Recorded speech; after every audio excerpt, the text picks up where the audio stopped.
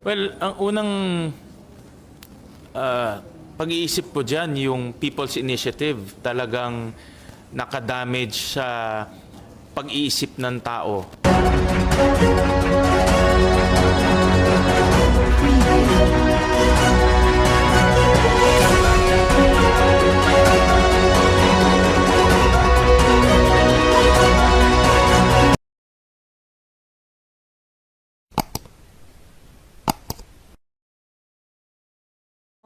Business World, about 50 bill yata.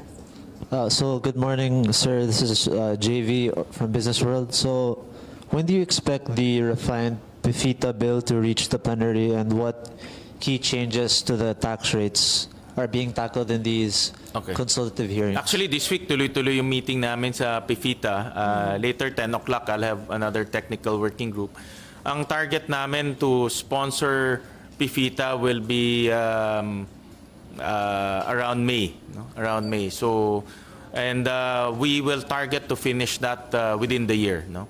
It's a very complex and comprehensive bill. Marami siyang facets. But ang objective niya, number one, is to harmonize all the passive income rates.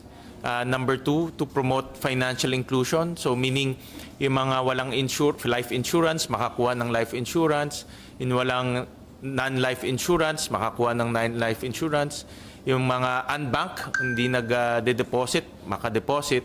So that's the one of the objectives. No? Harmonization, financial inclusion, at the same time competitiveness. No? Admittedly, our rates are much higher compared to our Southeast Asian neighbors. Tinignan namin, I'll give you an example, yung documentary stamps. In some regions, in some countries dito sa region, they don't charge documentary stamps on financial transactions. No?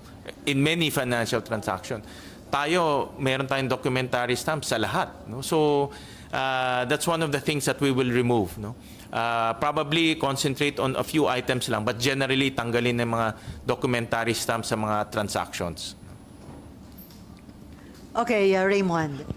Sir, kahapon bumandera ang Pilipinas daw na-reach na natin yung 15 trillion mark na utang. Ito ba para sa amin na mga ordinaryong mamamayan, hindi alarming? Especially laki ng hirap na ating pinagdaan ngayon, tapos mapalitaan natin na lumobo ng husto yung utang ng ating bansa. Nakaka-alarma talaga, no, na lumolobo yung utang. Dahil yung utang na yan, babayaran yan hindi lang tayo, kundi babayaran yan ng mga anak natin, baka apo natin, baka yung anak pa nila. Kaya intergenerational ang utang eh. At importante na manageable. No? Ang utang sa isang bansa, hindi nawawala yan. Halos tingin ko mga 95% ng bansa may utang eh. Pero ang importante na ma-manage yung utang natin. Ngayon, ang kagandahan sa atin, lumalaki yung ekonomiya natin. We're growing at around 5 to 6% per annum. Pero importante rin na napapababa natin yung utang natin pag ikukumpara natin sa laki ng ekonomiya natin. At yan ang hindi pa natin nagagawa. I'll give you an example. Bago pre-pandemic levels, ang debt to GDP natin nasa mga 27-28%. Ngayon, nasa 60+% na. At kung hindi natin mapababa yan, kung may tumama na naman isang pandemya o isang mas malaking problema at uutang tayo, lalampas na tayo sa 100%. At yan ang magiging unsustainable. Ibig sabihin, lahat na lang ng nakokolekta nating buwis pupunta sa pagbayad ng utang. Yun ang ayaw nating mangyari. So, ang importante ngayon, hindi lang lumaki yung ating ekonomiya, importante rin na yung pinagagastusan natin, pumupunta sa paglaki ng ekonomiya natin. Yan ang pinakamalaga. No? At yan rin yung ating binabantayan ngayon. No? Sabi nga ni Finance Secretary Recto, by January, yung debt service abot na about 158.9 billion pesos. Pwedeng umabot na ng ganyan. No? So, but if you compare it to our overall budget of 5.5 trillion, maliit siya, no? Manageable siya. Okay. Pero hindi rin natin pwedeng sabihin na, okay pa tayo. No? Importante na mapababa pa natin yan to pre-pandemic levels of about 25 to 30%. Kasi ang lohika niyan is dapat mababa siya para kung merong mangyari sa bansa natin, meron pa tayong room, may space tayo. Kaya nung tumama yung pandemya natin, na itaas natin yan to 60 dahil mababa naman nung una. No? Pero ngayon nasa mataas na siya, nasa high side na siya, kaya hindi na pwedeng itaas pa yan. Pero wala kayong nakikita na dapat magkaroon ng bagong new tax measures na ipatutupad kasi dagdag pahirap pa ito sa taong bayan. Oo, hindi ako sang-ayon sa bagong tax measures, bagong taxes. Ang ginagawa lang namin sa Ways and Means, hina-harmonize lang namin. Inaayos namin yung tax administration at ina-update lang yung mga ibang tax rates. No? Pero hindi bago. Wala tayong pinupush ngayon na bago na tax rate. So, I don't agree with that dahil nakikita ko na marami pang pwedeng gawin ng gobyerno para makolekta at mataas yung kita ng gobyerno. No? Bigyan ko kayo ng halimbawa. Yung dalawang Bugatti na nahuli sa Alabang, no? Isa nun is 180 million. Pero na-check namin, ang binayad lang nila, ang taxes na dapat bayaran nila, dapat nasa around 90 to 100 million dahil 180 million yun. Ang binayaran lang nila, less than 20. Ano yan? So, ang layo. No? Kung tama pa yung bayad, baka hindi natin alam kung talagang may bayad. No? But yun ang base ko. So, maraming ganyan na cases pa na dapat nating mahuli. No?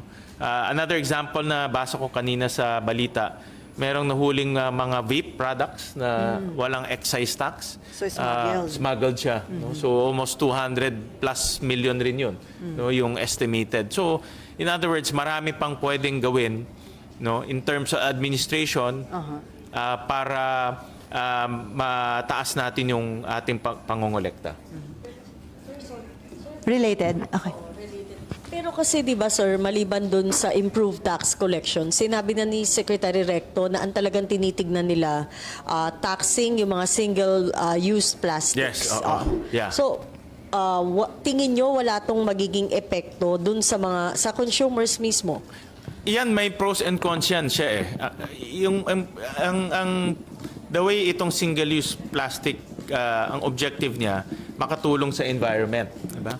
Kasi sinasabi, isa tayo sa pinakamataas na plastic polluters sa karagatan eh. So, ang objective niya, mabawasan yung paggamit ng single-use plastic. Pero, aminado ko na maraming nagtatrabaho sa mga plastic factories. No? So, dapat balansehin rin natin yan dahil baka mawalan sila ng trabaho. Pangalawa, kung papalitan natin lahat ng single-use plastics ng papel, puputol tayo ng puno. So, tingnan rin natin na kung meron tayong capacity na mag-supply ng papel sa mga gustong gumawa ng papel o papalitan ng plastic. So, babalansehin yan. But I know the objective. Ang objective dyan, mabawasan yung paggamit ng single-use plastic. Meron ring, galing ako sa Japan, at napansin ko doon, pag bibili ka sa convenience store, tatanungin ka nila kung gusto mo ng bag o ayaw. Whether plastic or papel, tatanungin ka nila. At po pag sinabi mo yes, may bayad. Pag plastic mas mahal, pag papel mas mura. Pero ang pinopromote nila doon, magdala ka ng sarili mong bag. So in other words, merong mga iba pang mekanismo kaya natin gawin na para mapababa yung paggamit ng single-use plastics na hindi maapektuhan naman yung trabaho ng mga nagtatrabaho sa plastic industry. Okay. Other issues, sir. Dun sa latest Pulse Asia survey, lumitaw na 9 out of 10 na mga respondent are against Chacha. So, ano po yung impact nito? Malaking factor po ba ito sa magiging desisyon ng Senate kung i-approve o hindi yung proposed economic Chacha? Well, ang unang pag-iisip ko dyan, yung People's Initiative talagang nakadamage sa pag-iisip ng tao. At dahil sa People's Initiative, tingin na ng taong bayan, hindi maganda ang Chacha. Whether economic, political, basta Chacha, hindi maganda. Dahil nakita ng taong bayan yung bangayan eh. No? At sa taong bayan, ayaw nila ng mga lingkod bayan na nagbabangayan eh. No? At pangalawa, narinig rin nila yung mga issue ng corruption, yung pagbibili ng pagpipirma, yung pag-aabot ng mga 1,000 pesos, 200 pesos. So, kumbaga, nagkaroon ng masamang imahe na yung Chacha dahil sa People's Initiative. Kaya napakataas yung against, no? 88% to be exact. I think in the previous survey, mga nasa around 50. mga 50% yun, no? Mataas eh. Almost 50-50 yan eh in the past, no? Yung gusto at ayaw almost 50-50. Ngayon is 80-10 na, no? Or 80-20 na yung ayaw versus gusto. So it will be challenging to convince the people. Kahit na mapasa namin dito yan, at kahit na mapaliwanag namin na maayos dito yan sa loob ng Senado, pero magiging challenging yan ipaliwanag sa labas ng Senado at kumbinsihin yung 88% magpalit ng isip. Dahil ngayon, ang trabaho namin makumbinsi yung 88% eh. No? Dapat palitan namin yung kanilang pag-iisip. Hindi sila undecided na pwedeng mag-decide yes or no. Ngayon, ang kanilang pag-iisip ayaw nila eh. So papalitan namin kaagad yun. So it will be very challenging. Yan ang dapat pag-usapan ng leadership pagdating ng itong pagpasok namin end of April, kung ano ang magiging impact nito sa pinag-uusapan naming Chacha ngayon. So possible, sir, na maging waste of time and waste of money kung pagdating nga sa plebisito, hindi naman makuha yung suporta ng publiko? Nasabi ko nga kahapon sa sa kwentuhan natin na isang paraan para makumbinsi ang tao, mag-advertise ka. Pero magastos ang advertising. So not only, I agree, no, it can be a waste of time dahil nga ikukumbinsi mo yung 88%, pero it can also be a waste of future resources dahil mag-advertise ka. No? So, kumbaga naging mas malaking hamon ngayon ipasa ang charter change, especially this economic charter change. So for now, wala pa, sir, pag-uusap ang Senate leadership about the survey? Wala pang formal na pag-uusap na kung ano yung magiging impact nitong survey. Very revealing itong Pulse Asia survey dahil yun na nga, no? Hindi mo maalis sa isip mo na 88% tumututol sa Chacha. So yung survey na yun, the more na hindi dapat madaliin, sir, ng Senate? Correct. The more dapat ma-explain mabuti sa tao kung ano yung kabutihan nito para sa kanila. Dahil papalitan natin yung isip ng 88% eh. No? In other words, dapat makumbinsi mo doon mga 40% para maging majority yung yes, di ba? Kasi yes o no yung pag-check eh. Sang-ayon ka ba? Yes. Tumututol ka ba? No. So dapat 51% yung yes. So papalitan mo yun. Papalitan mo. Okay, She. Sir, tama ba? Isa kayo dun sa merong na-file na resolution of both houses, no? So, parang given this, 88% against, 74% totally against yung kahit kailan, hindi dapat alisin, hindi dapat baguhin ang Constitution. Ito po ba, somehow, ano yung nagiging effect nun, nung opinion ng tao dun sa stand nyo on Chacha? Well,